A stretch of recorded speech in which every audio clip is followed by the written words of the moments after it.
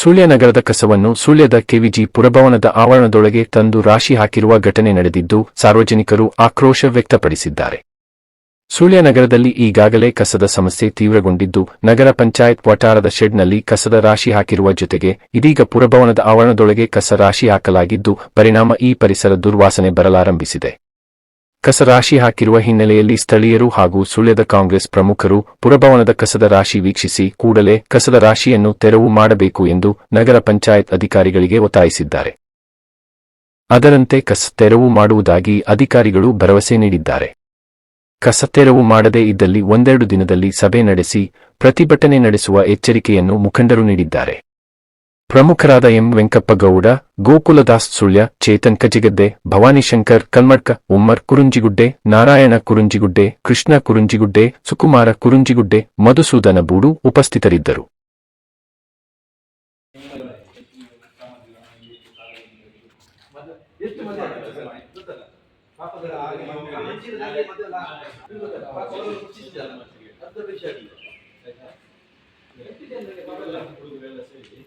ಕಾರ್ಯಕರ್ತರು ಲೀಡರ್ಗಳೆಲ್ಲ ನಾವು town hall ಹತ್ರ ಬಂದಿದ್ದೇವೆ. ಟೌನ್ ಹಾಲ್ನಲ್ಲಿ ಈಗ ನಮ್ಮ ಜಾತ್ರೆ ಕಸ ಸ್ಟಾಕ್ ಮಾಡಿದ್ದೀರಾ? ಅಲ್ಲ, ಜಾತ್ರೆ ಕಸ ಸ್ಟಾಕ್ ಮಾಡಿದ್ದೀರಾ? ಈಗ ನ್ಯೂಸಲ್ಲಿ ಕೂಡ ಬಂತು. ಈಗ ನಾವೆಲ್ಲ ನಮ್ಮ ಲೀಡರ್ಗಳೆಲ್ಲ ಸೇರಿದ್ದಾರೆ. ನಾವು ಅವರೆಲ್ಲ ಹೇಳಿದ್ರು ನಿಮಗೊಂದು ಫೋನ್ ಮಾಡಿ ನೋಡಬೇಕು. ನಮಗೆ ನಾಳೆ ಬರೋದು ಆಗದಿದ್ದರೆ ನಾಡಿನ ದಿನಾಂಕ 15ಕ್ಕೆ ನಾವು ಪ್ರತಿಭಟನೆ ಕಾಲ್ ಮಾಡ್ತೇವೆ. ಹೇಳ್ತೀರಾ? ತೆಗೆದೆಲ್ಲ ಹಾಕ್ತೀರಾ? ತೆಗೆದೆಲ್ಲಿ ಹಾಕ್ತೀರಾ? ವಾಪಸ್ ತೆರಿಗೆಯಲ್ಲಿ ಹಾಕ್ತೀರಾ? ನಮ್ಮ ಪಂಚಾಯತಲ್ಲಿ ಹಾಕ್ತೀರಾ? ಬೇರೆ ವ್ಯವಸ್ಥೆ ಮಾಡ್ತೀರಾ? ಆಯ್ತು. ಇಲ್ಲದಿದ್ದರೆ 100% ಪ್ರತಿಭಟನೆ ಆಗ್ತದೆ. ಆಯ್ತು. ಇಲ್ಲಿ ಮೀಡಿಯಾದವರು ಕೂಡ ಇದ್ದಾರೆ. ಒಂದು ಸ್ವಲ್ಪ ಗಟ್ಟಿ ಮಾತಾಡಿ, ಅವರಿಗೆ ಹೇಳಿ ತೆಗಿತಾರೆ.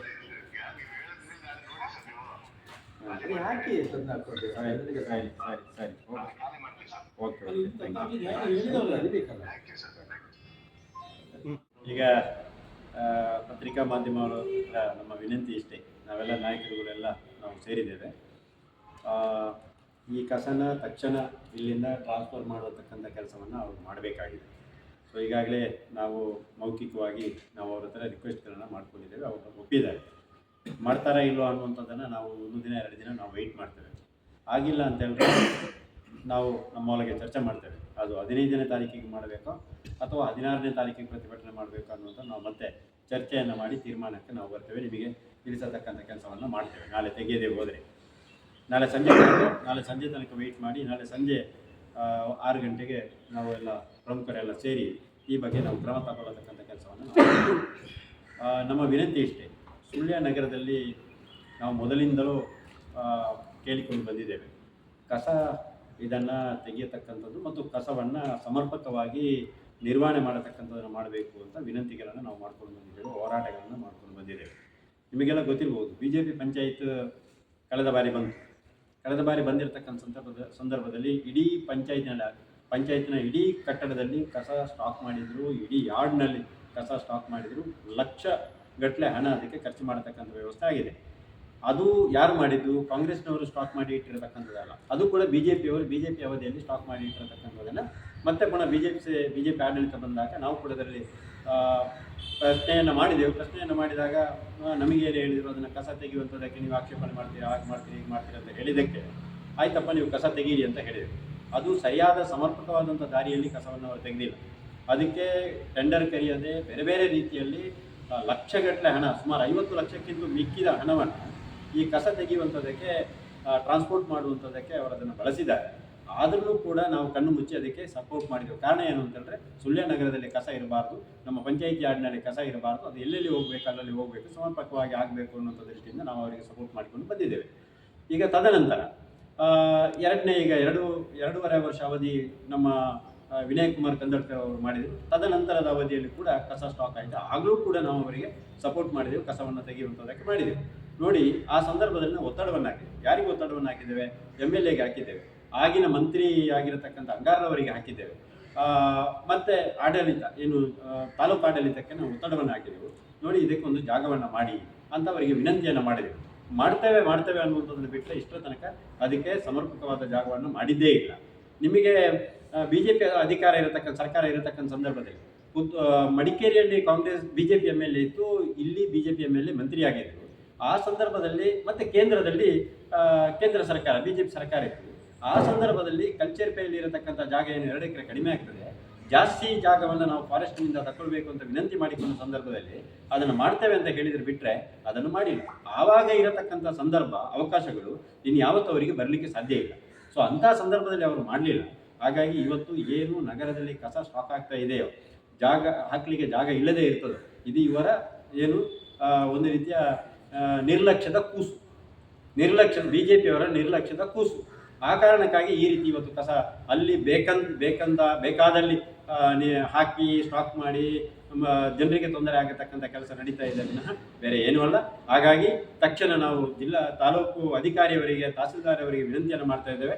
ತಕ್ಷಣ ಇದಕ್ಕೆ ಸರಿಯಾದಂಥ ವ್ಯವಸ್ಥೆಯನ್ನು ಮಾಡಿ, ಎಲ್ಲಿ ಸರ್ಕಾರಿ ಜಾಗ ಇದೆ ಅಲ್ಲಿ ಸರ್ಕಾರಿ ಜಾಗವನ್ನು ಗೊತ್ತುಪಡಿಸಿ, ಅಥವಾ ಯಾರು ಪ್ರೈವೇಟ್ನವರು ಜಾಗ ಕೊಡತಕ್ಕಂಥವ್ರು ಯಾರು ಮುಂದೆ ಬರ್ತಾರೆ ಅವರ ಜಾಗವನ್ನು ಪರ್ಚೇಸ್ ಮಾಡಿ ಕಸ ನಿರ್ವಹಣೆ ಮಾಡತಕ್ಕಂಥದ್ದಕ್ಕೆ ನೀವು ವ್ಯವಸ್ಥೆಯನ್ನು ಕಲ್ಪಿಸಬೇಕು. ಕಲ್ಪಿಸದೆ ಹೋದರೆ ಮುಂದಿನ ದಿನಗಳಲ್ಲಿ ನಮ್ಮ ಪಕ್ಷ ಬೀದಿಗಿಳಿದು ನಿಮ್ಮ ವಿರುದ್ಧ ಹೋರಾಟ ಮಾಡತಕ್ಕಂಥ ಕೆಲಸವನ್ನು ಮಾಡ್ತೇವೆ ಅನ್ನುವಂಥ ಒಂದು ಎಚ್ಚರಿಕೆ ಮಾತನ್ನು ಈ ಸಂದರ್ಭದಲ್ಲಿ ಹೇಳಿಕೊಂಡು, ಈ ಕಸದ ಬಗ್ಗೆ ಇವತ್ತು ಇಲ್ಲಿ ಸ್ಟಾಕ್ ಮಾಡಿರತಕ್ಕಂಥ ಪಾಪ ಪುಣ್ಯಾತ್ಮರಾಗಿರತಕ್ಕಂಥ ಕುಂಜಿ ವೆಂಕಟರಮಣಗೌಡರು ಅವತ್ತಿನ ಕಾಲದಲ್ಲಿ 18-20 ಲಕ್ಷ ಹಣವನ್ನು ವಿನಿಯೋಗ ಮಾಡಿ ಈ ಟೌನ್ ಹಾಲನ್ನು ಮಾಡಿ ಸಾರ್ವಜನಿಕರಿಗೆ ಟೌನ್ ಹಾಲ್ ಉಪಯೋಗ ಆಗಬೇಕು ಅಂತೇಳಿ ಅವರ ಕಲ್ಪನೆಯ ಕೂಸು ಏನು ಇದ್ದರೆ ಬಹುಶಃ ಇವತ್ತು ಅದನ್ನು ಕಸ ನಿರ್ವಹಣೆಗೆ ಮಾಡ್ತಾ ಇದ್ದೀರಿ ಅನ್ನುವಂಥದ್ದು ವಿಷಾದಕರವಾಗಿರತಕ್ಕಂಥ ಸಂಗತಿ ಮತ್ತು ಅಷ್ಟೇ ನೋವಿನ ಸಂಗತಿ ಅನ್ನುವಂಥ ಸಂದರ್ಭದಲ್ಲಿ ಹೇಳಿಕೊಂಡು ತಕ್ಷಣ ಇದನ್ನು ತೆಗೆಸತಕ್ಕಂಥ ಕೆಲಸವನ್ನು ಮಾಡಿ ಅನ್ನುವಂಥ ವಿನಂತಿಯನ್ನು ಈ ಮೂಲಕ ಆಗ್ರಹಪೂರ್ವಕವಾಗಿ ಮಾಡ್ತಾ ಇದ್ದೇವೆ.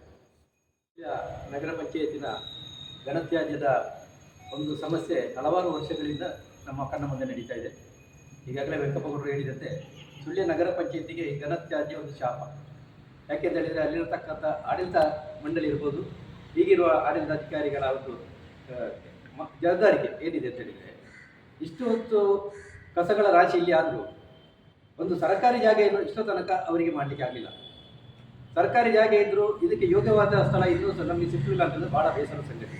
ಅಧಿಕಾರಿಗಳು ಒಂದು ಕಡೆಯಿಂದ ನಿರ್ಲಕ್ಷ್ಯ ಮಾಡ್ತಾ ಇದ್ದಾರೆ. ಯಾವುದೇ ಸರ್ಕಾರಿ ಜಾಗೆಯನ್ನು ನೋಡಿದಾಗ ಸುತ್ತಮುತ್ತ ಮನೆಗಳಿದೆ, ಅಲ್ಲಿ ನಮಗೆ ಅದನ್ನು ಮಾಡಲಿಕ್ಕೆ ಆಗೋದಿಲ್ಲ ಅಂತ. ಅದು ಬಿಡಿಯಪ್ಪ, ಸಾರ್ವಜನಿಕರು ಯಾರಾದರೂ ಜನಪ್ರದೇಶ ಇಲ್ಲದಂಥ ಪ್ರದೇಶದಲ್ಲಿ ಯಾವುದಾದ್ರೂ ಸಾರ್ವಜನಿಕ ಜಾಗೆಯನ್ನು ಖರೀದಿ ಮಾಡೋದಿದ್ದರೆ ನಮ್ಮ ಪಕ್ಷದ ನಾಯಕರ ಗಮನಕ್ಕೆ ನಾವು ತಂದು, ಮಾನ್ಯ ಸಚಿವರ ಗಮನಕ್ಕೆ ಸಹ ನಾವು ತಂದಿದ್ದೇವೆ. ಹೀಗಾಗಿ ಸರ್ಕಾರಿ ಜಾಗ ಇಲ್ಲದ ಕಾರಣ ಯೋಗ್ಯವಾದಂಥ ಖಾಸಗಿ ಜಾಗ ಯಾರಾದರೂ ಕೊಡುವರಿದ್ದರೆ ಅದನ್ನು ಖರೀದಿ ಮಾಡಲಿಕ್ಕೆ ವ್ಯವಸ್ಥೆ ಮಾಡಬೇಕು ಅಂತೇಳಿ ಅದಕ್ಕೆ ಸಂಬಂಧಪಟ್ಟಂತೆ ಈಗಿನ ಆಡಳಿತಾಧಿಕಾರಿಗಳ ಗಮನಕ್ಕೆ ನಾವು ತಂದಿದ್ದೇವೆ. ಜಿಲ್ಲಾಧಿಕಾರಿಗಳಿಂದ ಆದೇಶ ಏನು ಅಂತ ಹೇಳಿದರೆ, ಈ ಪಂಚಾಯತಿನವರಿಗೇನು ನಮಗೆ ಘನತ್ಯಾಜ್ಯ ಮಾಡಲಿಕ್ಕೆ ಸರ್ಕಾರಿ ಜಾಗ ಇಲ್ಲ, ಇಲ್ಲಿ ಖಾಸಗಿ ಜಾಗೆಯನ್ನು ಖರೀದಿ ಮಾಡಲಿಕ್ಕೆ ಒಂದು ನಿರ್ಣಯವನ್ನು ಮಾಡಿ ಕಳಿಸಿ, ಆನಂತರ ನಾವು ಸರ್ಕಾರದ ಗಮನಕ್ಕೆ ತಂದು ಅದಕ್ಕೆ ಬೇಕಾದ ವ್ಯವಸ್ಥೆಯನ್ನು ಮಾಡ್ತಾರೆ ಅಂತ ಹೇಳಿದರೆ 2 ತಿಂಗಳಾದರೂ ನಿರ್ಲಕ್ಷ್ಯ ಮಾಡ್ತಾ ಇದ್ದಾರೆ. ಇವತ್ತು ತ್ಯಾಜ್ಯ ವಸ್ತುಗಳು ಜನಸಂದಣಿ ಇಲ್ಲದ ಪ್ರದೇಶದಲ್ಲಿ ತಗೊಂಡೋಗಿ ರಾಶಿ ಆಗ್ತಾ ಇದ್ದಾರೆ. ಇದನ್ನು ಕೇಳುವರಿಲ್ಲದಂಥ ಪರಿಸ್ಥಿತಿ ಆಗಿದೆ ಇವತ್ತು. ಯಾಕೆಂತ ಹೇಳಿದರೆ ಬೆಳೆತಕ್ಕಂಥ ಸುಳ್ಯದಲ್ಲಿ ದಿನನಿತ್ಯ ತ್ಯಾಜ್ಯಗಳ ಸಂಗ್ರಹ ಜಾಸ್ತಿ ಆಗ್ತಾ ಉಂಟು. ನೌಕರರನ್ನು ಕೇಳಿದರೆ ನಾವು ಎಲ್ಲಿ ಸಹ ಕಸಗಳನ್ನು ಹಾಕೋದು, ಕಲ್ಚರ್ ಮೇಲೆ ಹಾಕುವಂಥ ವ್ಯವಸ್ಥೆ ಇಲ್ಲ, ಅಲ್ಲಿ ಸಹ ಈಗ ರಸ್ತೆಯಲ್ಲಿ ಬಂದಿದೆ. ನಗರ ಪಂಚಾಯಿತಿಯಲ್ಲಿ ಹಾಕಿ ಅಲ್ಲಿ ವ್ಯವಸ್ಥೆಗಳಿಲ್ಲ. ಇವತ್ತು ಟೌನ್ ಹಾಲ್ ತಂದು ಹಾಕಿದ್ದಾರೆ. ನಾಳೆ ನಾವೆಲ್ಲ ಮಾತಾಡದೆ ಕೂತ್ರೆ ನಮ್ಮ ಮನೆಯಲ್ಲಿ ಸಹ ಮನೆ ಬಾಗಿಲಲ್ಲಿ ತಂದು ಹಾಕುವಂಥ ವ್ಯವಸ್ಥೆ ನಿರ್ಮಾಣ ಆಗ್ತಾ ಇದೆ. ಅದನ್ನು ನಾನು ಹೇಳೋದಂತ ಹೇಳಿದರೆ, ಸುಳ್ಯದ ಎಲ್ಲ ಮಹಾಜನತೆ ವೆಂಕಪ್ಪಗೌಡರು ಹೇಳಿದಂತೆ ನಾಳ್ದು ನಡೆತಕ್ಕಂಥ ವ್ಯವಸ್ಥಿತವಾದಂತಹ ಒಂದು ಪ್ರತಿಭಟನೆ ನಾವು ಮಾಡಲೇಬೇಕು. ಇವತ್ತೇನು ತ್ಯಾಜ್ಯವನ್ನು ಇಲ್ಲಿಂದ ವಿಲೇವಾರಿ ಮಾಡಿದ್ದು ಸಹ ಮುಂದೆ ಒಂದು ಶಾಶ್ವತವಾದಂಥ ಯೋಗ್ಯವಾದಂಥ ಸ್ಥಳವನ್ನು ಖರೀದಿ ಮಾಡುವ ತನಕ ನಮ್ಮ ಹೋರಾಟ ಮುಂದಿರಬೇಕು. ನಾವು ಏನೇ ಇದ್ದರೂ ನಮ್ಮ ಪಕ್ಷ ಇವತ್ತು ಆಡಳಿತದಲ್ಲಿದೆ. ಕಾಂಗ್ರೆಸ್ ಪಕ್ಷ ಯಾವಾಗಲೂ ಜನರ ಪರವಾಗಿರತಕ್ಕಂಥ ಒಂದು ಪಕ್ಷ. ನಮಗೇನು ಬೇಸರ ಅಂತ ಹೇಳಿದರೆ, ಕುಂಜಿಯವರ ಒಂದು ಹೆಸರಿಗೆ ಕಳಂಕ ತರತಕ್ಕಂಥ ವ್ಯವಸ್ಥೆ ಇವತ್ತು ನಡೀತಾ ಇದೆ. ಅವರು ಕೊಟ್ಟಂಥ ಈ ಟೌನ್ ಹಾಲ್ ಮುಂದೆ ಇಂಥ ಒಂದು ವಾತಾವರಣ ನಿರ್ಮಾಣವಾದರೆ ಕಸದ ಒಂದು ಘನತ್ಯಾಜ್ಯವನ್ನು ರಾಶಿ ಮಾಡಿ ಇಲ್ಲಿಯೇ ಅದನ್ನು ಶೇಖರಣೆ ಮಾಡಿ ತುಂಬಿಸತಕ್ಕಂಥ ವ್ಯವಸ್ಥೆ ಮಾಡೋದು ಬಹಳ ಬೇಸರ ಆಗ್ತಾ ಇದೆ. ಇದು ಅವರ ಮಕ್ಕಳಿಗೆಲ್ಲ ಗೊತ್ತಾದರೆ ನಮಗೆ ಅವರ ಸಹಕಾರವನ್ನು ಕೇಳಲಿಕ್ಕೆ ಸಹ ಬೇಸರ ಆಗ್ತಿತ್ತು. ಯಾಕೆಂದರೆ ಒಂದು ನಿರ್ಲಕ್ಷ್ಯ. ಕಳೆದ ಬಾರಿ ಉಸ್ತುವಾರಿ ಸಚಿವರು ಒಂದು ಇದರ ಬಗ್ಗೆ ಬೇಕಾದಂಥ ವ್ಯವಸ್ಥೆಗಳನ್ನು ಮಾಡಿ ಒಂದು ಅಂದಾಜು ಪಟ್ಟಿಯನ್ನು ಮಾಡಿ ಕಳಿಸಿ ಅಂತ ಹೇಳಿದರು. ಅಂದಾಜು ಪಟ್ಟಿಯನ್ನು ಖಾಸಗಿಯವರು ಮಾಡಿದ್ದಾರೆ. ಅವರಿಗೆ ಒಂದು 58,000 ರೂಪಾಯಿ ಪೇಮೆಂಟ್ ಮಾಡದ ಕಾರಣ ನಗರ ಪಂಚಾಯಿತಿ ಮಾಡದ ಕಾರಣ ಅದು ಇನ್ನೂ ಹಾಗೆ ಇದೆ.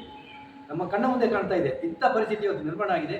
ಇದಕ್ಕೆಲ್ಲ ಅಭಿವೃದ್ಧಿಯ ಕಡೆಯಲ್ಲಿ ನಾವು ಚಿಂತನೆ ಮಾಡಿ ನಮ್ಮ ಪಕ್ಷದ ಕಡೆಯಿಂದ ಮತ್ತು ಸಾರ್ವಜನಿಕರನ್ನು ಒಟ್ಟು ಸೇರಿಸಿ ಒಂದು ಹೋರಾಟ ಮಾಡಿದೆ ಸುಳ್ಳಿಕ್ಕೆ ಒಂದು ಖಂಡಿತವಾದಂಥ ನ್ಯಾಯ ಸಿಗ್ತದೆ ಅಂತೇಳಿ ನನಗೆ ಅನಿಸ್ತಾ ಇದೆ.